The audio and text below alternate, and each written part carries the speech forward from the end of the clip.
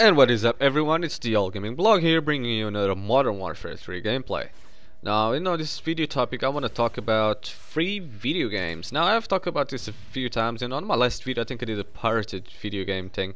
And I just want to talk about something different this time. Now, I've recently been looking around and seeing that the free video game market is increasing exponentially. What this means is developers are now aiming more at making free video games than anything else. And why is this? Why are they now making free video games? Now, this is a few reasons why free video games are doing so well. First of all, it's low cost. You only have costs of production of the video for the development of it. Keeping the video digital instead of physical, it just keeps it so much low cost. The reproduction of cartridges, or the reproduction of CDs, of Blu-rays, DVDs is so expensive nowadays that having a game made that's free, or that it just because you made the game in Blu-ray, you must have a cost at least of I guess it's about $5 per disc. That's the minimum it can go ever on any single game ever. Why? Because that's the minimum amount of the disc, and although they might lose a lot of money just on the game itself, reproduction cost is a whole different thing. So because most free online games are just downloadable only, they don't really have any reproduction costs, so they don't really spend any money from making the CDs. So that's a plus right there. That's something that whatever other profit comes from it, it is all profit, really. Another thing about this is advertisements. Now, when you buy a video game nowadays, you don't really see any ads in there, like, whatsoever. I mean, you might see ads within the game, but that's really just like fake ads or whatever within the game itself to give it some sort of more realism. Not necessarily ads that somebody paid to be there and that every time you take a look at it, they make money of it. So that's not exactly what it's there. But when you see a free video game, most of the times you will see ads somewhere around there, even though if you don't pay much attention and you just see one ad or two, they're there. You will see ads, you'll see advertisements, and they're making money off it, regardless of if you just look at it or if you click on it. They're making money off it. It's a good source of income. Advertisement. Most free games have advertisement. Most free games make their money off free advertisement. Not free advertisement. Obviously, they have to pay for the advertisement, but it's ads are there. This is a whole new different situation, where when you sell a game, you get the money for the game, and that's about it. You got your $10, $15, $100 that you get for the game, and that's it. You might get another 10, 20, or 30 for the DLC content that you will put up after, but that you don't expect to make much money after it. And with the free game, you can expect to make much more money because there's going to be so much more people looking at it.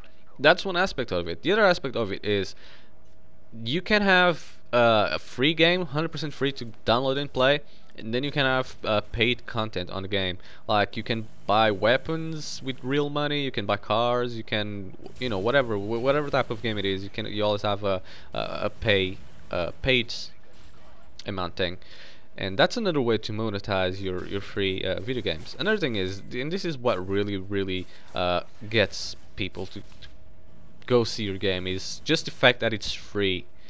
Now, if you say a game is $5, I would take a look at it. If it's sure to say the game is $50, I would take a look at it. But it's like, okay, if it's too expensive, it's not really the type of game that I want, then I'll just look the other way. It's like a $5 game. I'll take a look at it, and yeah, if it's okay, it's only $5 anyway, so I won't be losing that much. If it's a free game, I'll just oh, it's free, I'm not paying anything for it, I'm not losing anything here, so I'm just gonna go for it. And that's what brings more people, in my opinion. I think that's what brings more people to, and that's why the free game market is increasing so much, is because really it's just the fact that the game is free, that people just will download it and play it. regardless of what the game is, regardless if it's good, bad, if it's greatest game in the world or the worst game in the world.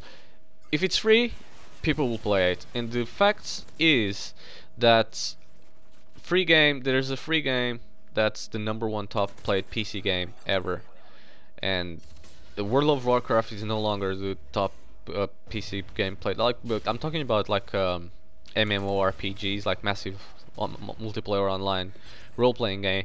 Uh, it's no longer World of Warcraft, which is a paid game. It's a free game, and what attracts people most is because the fact that it's free. What keeps people around is the fact that the developers will continuously, not fix the game, but will continuously just develop the game. Really, there's so many free video games out there that they have so much support from the developers and from the community it's just ridiculous.